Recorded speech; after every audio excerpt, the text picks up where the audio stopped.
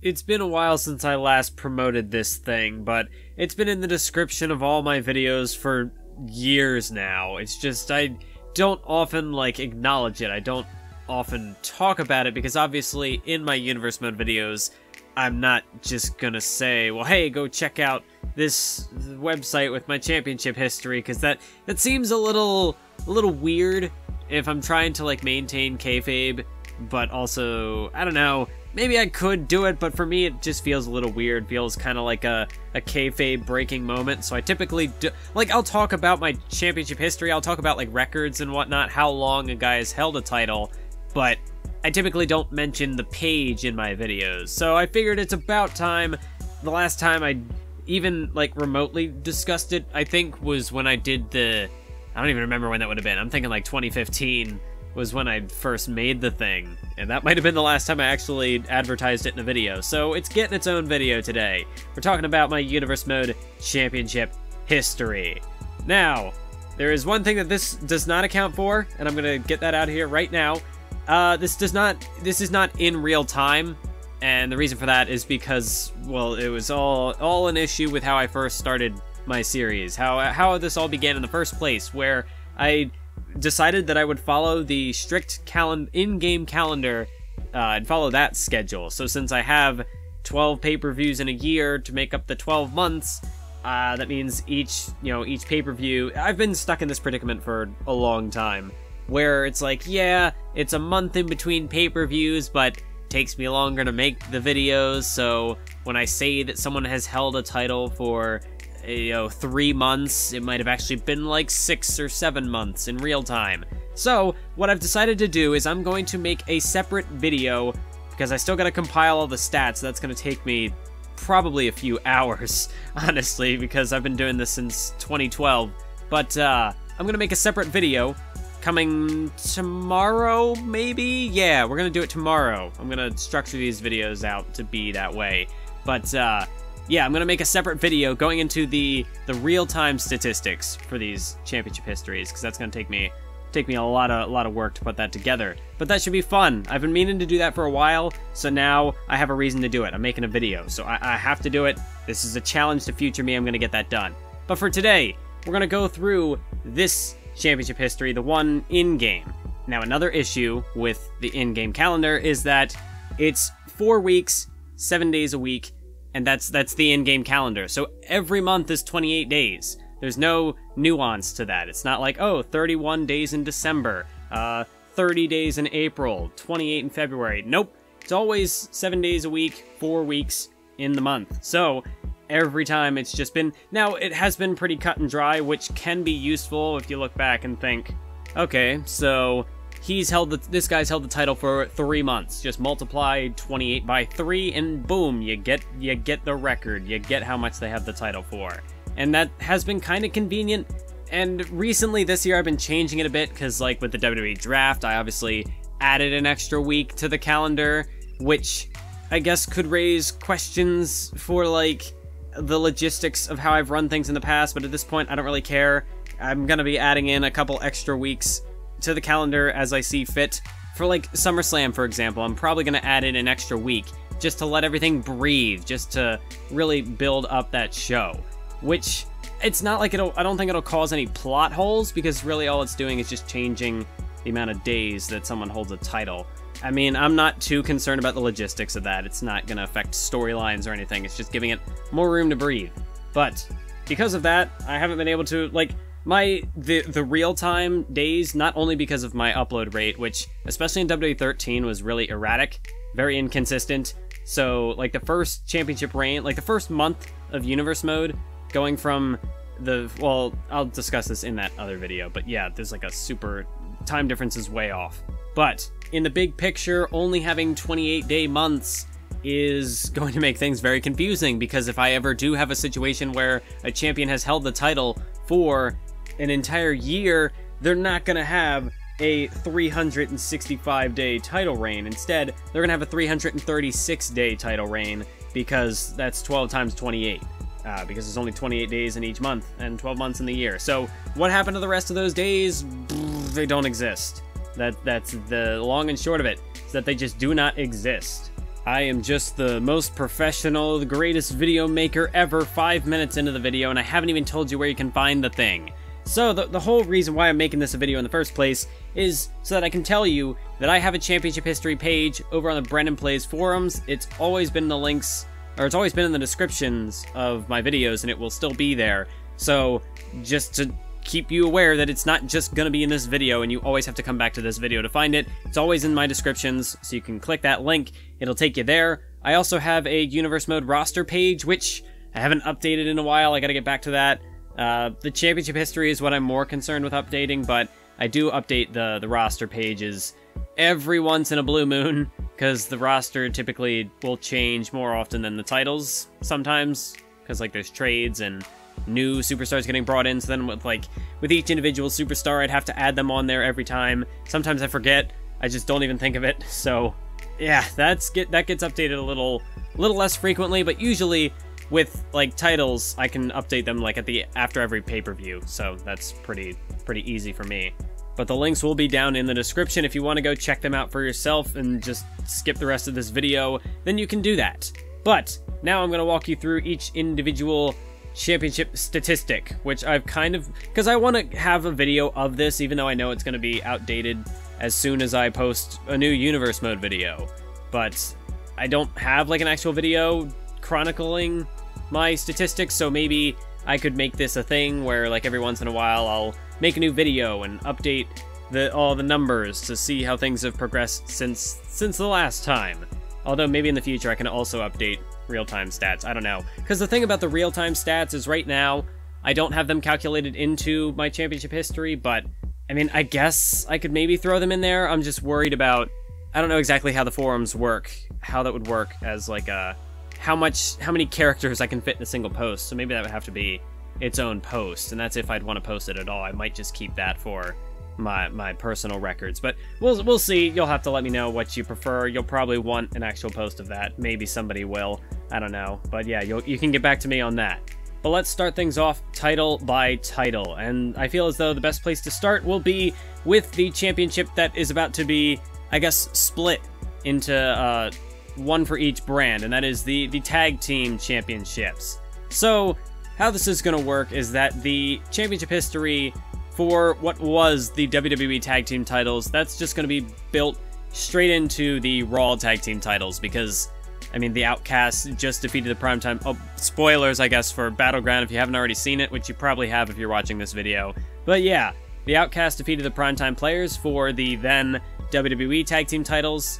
They're on Raw, so therefore the Raw Tag Team titles, or I should say the Tag Team titles, will now become the Raw Tag Team titles. So the belts that the Outcasts are holding right now, that has all the history. That is the original Tag Team Championship. So all that factors in there.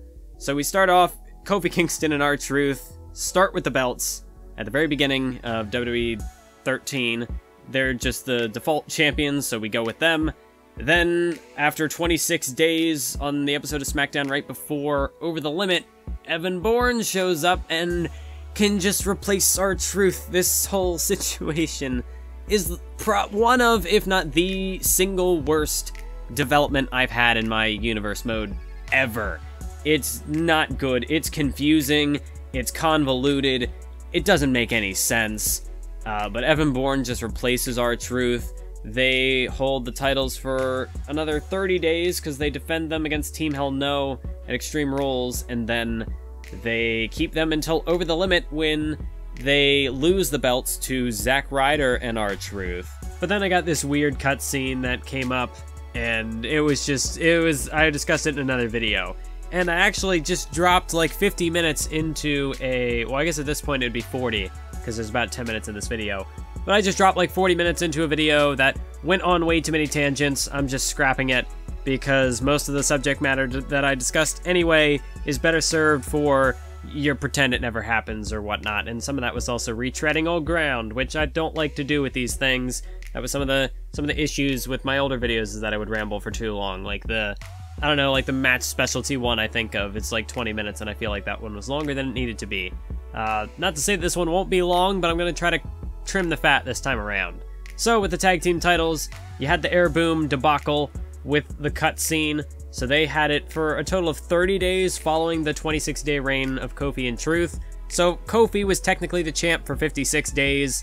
Evan Bourne had it for 30, I guess, but they lose it on the pre-show to Ryder and Truth, and I guess the pre-show was on a different day, so that gives it like it was the day before the pay-per-view is how I did it in canon, so they have a 2-day reign, but then they're going to lose it on Raw because the titles are vacated. No, I think I counted 2 days because they had it on Raw and also Over the Limit, so it's a 2-day reign there. Technically, that would be the shortest title reign in the series if you wanted to count that, but we'll get to that subject later, and we'll figure out whether or not we want to count it. Up to you. So then the titles are vacant for a bit. They come back at Vengeance in a matchup between Zack Ryder and Jack Swagger taking on Dolph Ziggler and Big E. That match is won by Ryder and Swagger. They hold the titles for 35 days, which is, I mean, there's an extra week built in there because of the extra pay-per-view that I added as part of the WWE UCW rivalry, which, again, that's for a whole other video, which I'll make eventually. I'll get to it eventually. So it's a month plus a week. Then they drop it to Tons of Funk at SummerSlam. Tons of Funk, everybody's favorite tag team, holds the belts for 56 days. Then they lose it to the Wyatt family at No Way Out. The Wyatt family holds it for 196 days before dropping it to the Ascension at Over the Limit. The Ascension hold it for 140 days before dropping it to Finn Balor and Hideo Itami at Battleground in 2K16. Balor and Itami will then hold the belts for 140 days before then dropping the belts to the Primetime Players at WrestleMania, and that brings us up to current day, where at the Battleground pay-per-view, the most recent pay-per-view, the Primetime Players dropped the titles to the Outcasts after 91 days. Then we'll move over to a retired championship, the Divas title, which started with Beth Phoenix as the inaugural champion, the default champion. She held it for 84 days before dropping it to Natalya at Capital Punishment. Natalya would hold it for 84 days going into 2K14 before dropping it to Caitlyn and the Triple Threat at Night of Champions. Now Caitlyn, I have it marked here as 84 days. I think I'm going to change that to 85 days actually, because then you dig into the weird plot hole with the WWE Superstars special, which is, like, as far as the calendar goes up to that point, can't happen because TLC was at the end of a month. But this Superstar special supposedly happened in between TLC and Raw, which is the next day. So does the Superstar special happen later that night after TLC? Does it happen first thing in the morning, Monday? Like, how does that work? It's just, I've fudged with the calendar now, so retroactively it's just easier to go back and say, you know what, she had it for 85 days. It was a leap year. Sure, we'll say that. So the Superstar special happened on the some random 29th date of that month. Sure, that's how that worked. So Caitlyn technically is the longest reigning Divas champion at 85 days, because everything goes downhill from there. Summer Rae holds the belts for 56 days, which I guess now if we're going to count the Superstar special, you can chop a day off of that, so 55 days, which is like 2 months. She'll drop it to Brie Bella at Elimination Chamber. Brie Bella holds it for 56 days before dropping it to Paige at Extreme Rules. Paige holds it for 56 days before dropping it to Tamina at Payback. Payback has a whopping, Tamina rather, has a whopping 28-day reign, 1 whole month, before dropping it back to Paige for 56 days before Paige loses it to Nikki Bella at Night of Champions. Nikki's reign technically counts as 0 days because, I mean, the title is retired there, and it does not come back. Now, what I could have done with this championship, similar to what I did with the tag team titles going into the Raw tag team titles, is that I could have merged the title history, like, had the women's championship be an extension of the Divas title. But, I mean, you can see the championship history here. It's not a very prestigious title, so it was just easier for me to start fresh. Just get the dark ages of the Divas division, bury it as far away as possible, get it out of everybody's mind, just start fresh with a new women's championship to truly rebuild. Like, obviously, we want to look back at the Divas division and figure out what I did wrong, how I can improve from there. But as far as, I would rather have a cleaner title history. Just have things start fresh. A brand new slate for a brand new women's division. Which jumps us over to the women's title. Asuka currently holds it for 91 days after she won the Queen of the Ring tournament at WrestleMania, and she recently defended it at Battleground. so we'll have to wait and see how long her title reign lasts. Then we go over to the United States Championship, which started in the hands of Santino Marella. He held it for 28 days before dropping it to Swagger at Extreme Rules. Jack Swagger would hold it for 168 days before dropping it to Roman Reigns at No Way Out. At the time, Swagger had the longest championship reign in the series, but he would eventually be surpassed by Ryback, the Wyatt family, Cesaro, and most recently Kevin Owens as well. Roman Reigns had it for less than a month, only 24 days, because he dropped it on the 2K14 Mega Main Event to Jack Swagger, who held it for a measly 4 days before losing it to Del Rio at Survivor Series. So, if we're not going to count the asterisk that is the Zack Ryder and R-Truth tag team title reign, then this would technically take the title of shortest title reign at just 4 days. Then Alberto Del Rio loses it 28 days later at TLC, right back to Jack Swagger, who loses it right back to Alberto Del Rio at the Royal Rumble just another 28 days later. Doing really productive stuff with this US title here. Then Alberto Del Rio keeps it for 56 days, actually defending it at a pay-per-view for once, before losing it to Cesaro at WrestleMania. Cesaro keeps it for 196 days before dropping it to Baron Corbin at Battleground. Baron Corbin keeps it for 140 days before losing it to Curtis Axel at WrestleMania.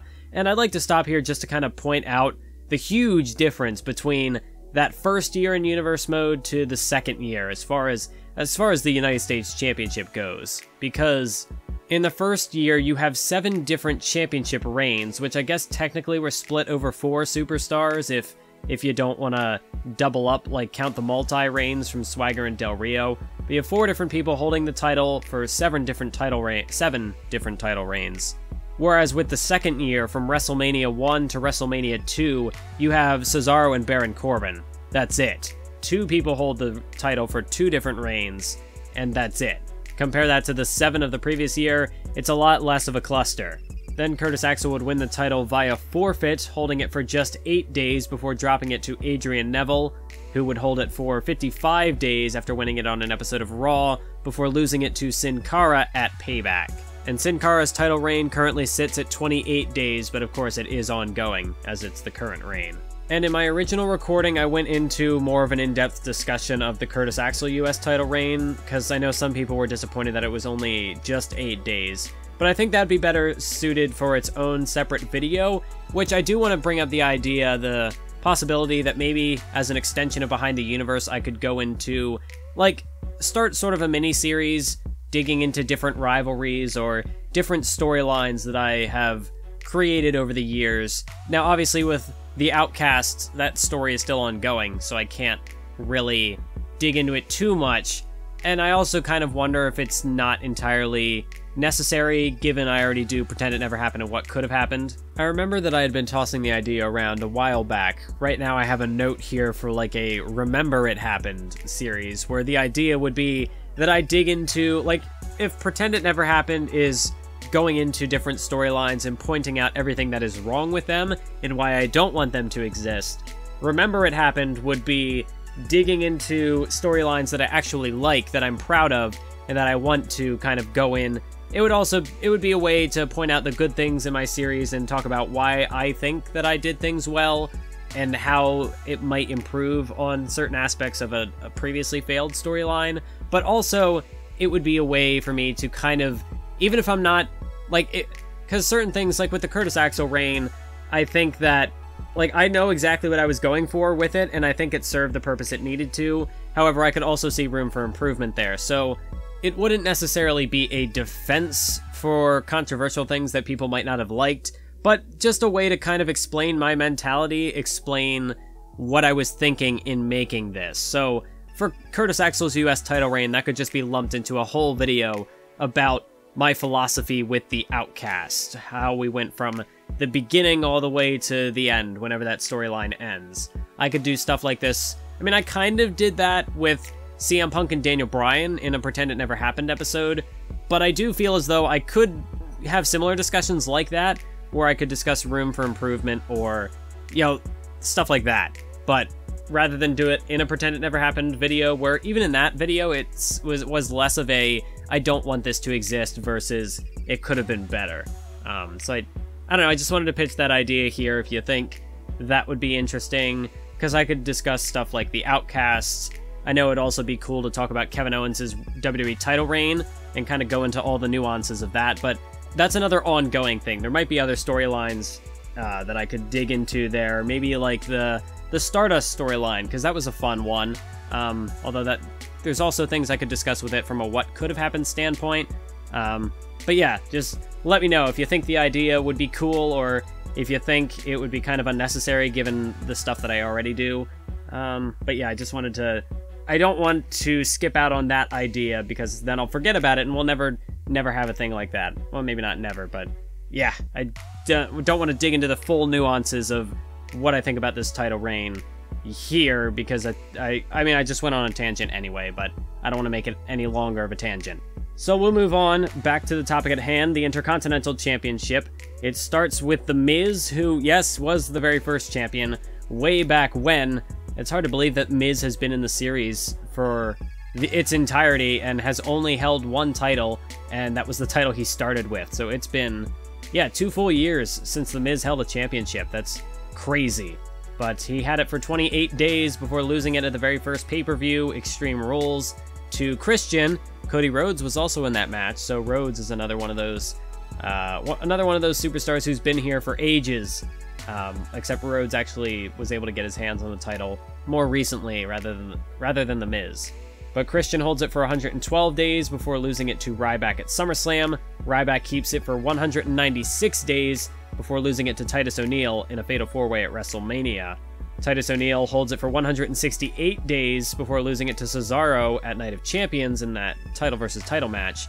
And I'd also like to point out here that the Intercontinental Championship, for like that first year in the series, if you want to talk about, like, I would define it as the most prestigious, I don't know how you're supposed to pronounce it, but the most prestigious title, so, like, to that point in the series, because for that first year, like, going up to WrestleMania, not counting the title change at WrestleMania, only 3 people had held it. Whereas if you look over at, say, the World Heavyweight Championship, that title's flip-flopping all over the place for the first year in Universe Mode. Same could be said with the United States Championship. In, like, following Swagger's first reign, that title was a hot potato. It was going all over the place. The tag titles were weird. They didn't have much consistency. And even the WWE title had some flip-flopping there towards the end of that first year. Whereas the Intercontinental Championship was pretty consistent, and if you also factor in Titus O'Neil's title reign, you've got 3 really solid reigns right there. 112 days, 196 days, 168 days. So, at minimum, you're getting 4 months per reign. Titus O'Neil held it for 6 months, Ryback had it for 7 months. So the Intercontinental title for a while there was it's the reason why I said it was the most prestigious title, was because the fewest amount of people were holding it. But then Cesaro gets it, and then it starts to jump around a bit. He holds it for only 11 days before Kevin Owens debuts and takes it away from him. And I do think that short title reign does kind of emphasize the shock value, and it does emphasize the immediate impact that Kevin Owens would have on the series. And it kind of, I mean, the fact that the title had been, up till this point, had been pretty consistent, staying on a guy for at least 4 months, it was a real shocker that Owens would jump in after not even 2 weeks for Cesaro's title reign and take him out. It was another good way to foreshadow that Kevin Owens was going to be a megastar in this series. And, well, if you follow my work now, you'll obviously know how big of a star Kevin Owens became. It was a short title reign, but it was impactful because while he was the champion, he beat the former United States champion Cesaro and the former Intercontinental champion Titus O'Neil. And then he vacated it by trading it in to go after the big prize, the WWE title, which he would go on and win. And he's still, I mean, that title reign is still ongoing to this day. So Kevin Owens, his title reign might have only lasted 17 days, but that didn't make it any less impactful. And that's something that a lot of my other shorter title reigns just don't have, is that there's no impact behind it. Heck, some longer title reigns, like looking at all of like the Swagger reigns where it was flip-flopping, same with Del Rio, or even Sheamus's 3 world title reigns. 2 of those were garbage because he had it for a month and there was no real character development there or anything. There's no real meaning behind those title reigns. Whereas with Kevin Owens, there's a lot of impact in just not like under 3 weeks. So It was a short title reign for Owens, but I don't think that was a bad thing. I think it did exactly what it needed to do. So then the vacant Intercontinental title is put on the line at Survivor Series, and it ends up going to Stardust, who we later find out is Austin Aries. So technically, Austin Aries was the Intercontinental Champion for 44 days before he would drop it to Chris Jericho, who held it for 68 days before Jericho would lose it at WrestleMania in that ladder match to Cody Rhodes. This time the real Cody Rhodes, not Stardust, not Austin Aries impersonating him. This was the actual Cody Rhodes, and of course his title reign is still ongoing today at 91 days. Then we go over to the World Heavyweight Championship, which I've documented the Sheamus situation pretty well. He had it for 28 days, dropped it to Del Rio at Extreme Rules, won it back at Over the Limit, held it for 84 days, only to drop it to Randy Orton at SummerSlam, and then win it back at Night of Champions to hold it for another 28 days before dropping it to Mark Henry at No Way Out. Good God. This whole situation is a mess. Sheamus does not deserve to be a 3-time World Heavyweight Champion in the same way that Jack Swagger does not deserve to be a 3-time United States Champion. So yeah, those two men will hold the record for most title reigns in the series, both at 3 apiece. Although I guess technically Swagger has it, like that's for a single title. If you want to count combined championship reigns, Jack Swagger will be there at 4, counting his tag team title reign. But I'll revisit that statistic towards the end of the video. So after Mark Henry gets it, we get a bit of consistency as he'll keep the title for 112 days before losing it to Christian at Elimination Chamber. Christian has it for 56 days before dropping it to Dolph Ziggler at Extreme Rules. Dolph Ziggler keeps it for 112 days before dropping it to Ryback at SummerSlam. Ryback will then keep it for 112 days also, before giving it back to Dolph Ziggler at Fastlane. Dolph Ziggler holds it for 84 days before dropping it to Cesaro at WrestleMania. And again, Cesaro has it for 91 days as his reign is still ongoing. Let's move on to the WWE title picture, which starts with CM Punk with an 84-day reign before he loses it to everybody's favorite champion, Dean Ambrose, at Capital Punishment. And then Ambrose holds it for 84 days, drops it to Cena at Night of Champions. Cena holds it for 28 days, only to lose it to The Undertaker at No Way Out, who will lose it right back to John Cena at Survivor Series after a measly 28 days. Then John Cena actually finds his footing for 84 days before dropping it to The Rock at Elimination Chamber, but The Rock would only hold it for 28 days before losing it to CM Punk at WrestleMania. CM Punk holds it for 140 days before dropping it to Brock Lesnar at SummerSlam, who holds it for 84 days before losing it to Kevin Owens at Survivor Series. And as you're aware, Kevin Owens, that title reign is still ongoing today, and he is now the longest reigning champion by a week. He has surpassed it by a week thanks to the WWE Draft being an extra week in the month, but the calendar thing. But Kevin Owens, currently at 203 days, is not just the longest reigning current champion, but the longest reigning champion to date. Right underneath him would be a 3-way tie between Ryback's Intercontinental Championship reign, the Wyatt family's Tag Team Championship reign, and Cesaro's first United States Championship reign. As far as the number of titles won, Jack Swagger holds the record at 4, so he's right above Sheamus with 3, and also Cesaro is right with him at 3, because Cesaro is a 1-time World Heavyweight Champion, 1-time Intercontinental Champion, and a 1-time United States Champion. And then looking at the opposite end of the spectrum, the shortest title reign in the series, if you want to count the asterisk, you can count Zack Ryder and R-Truth's 2-day tag team title reign. I mean, it was a thing that happened, so I don't see why you wouldn't count that. But otherwise, Jack Swagger would be next in line at just 4 days. The reason why I sometimes hesitate to include the Ryder Truth thing is that it's just so convoluted that even I can't really understand what I was going for at the time, so I kind of just like to block it out whenever I can, because with Swagger it's easy to process. Like, there's no shenanigans with it, he just won the title and then lost it 4 days later. So, whereas with the tag team title reign, it was just vacated because it was so confusing of a situation. So, yeah, I mean, you can take that as you will, whether you want to count the tag team title reign or not. It's completely up to you. And for some other fun facts, the only title, well, I mean, if we don't count the Women's Championship, or I guess, yeah, if we don't count the Divas, no, that's right, because Paige is a 2-time Divas champion, so that's not true for that title either.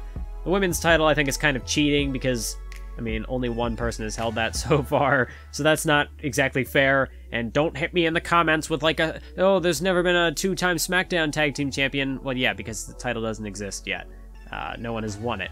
But the only title so far to not have a 2-time champion is the Intercontinental title.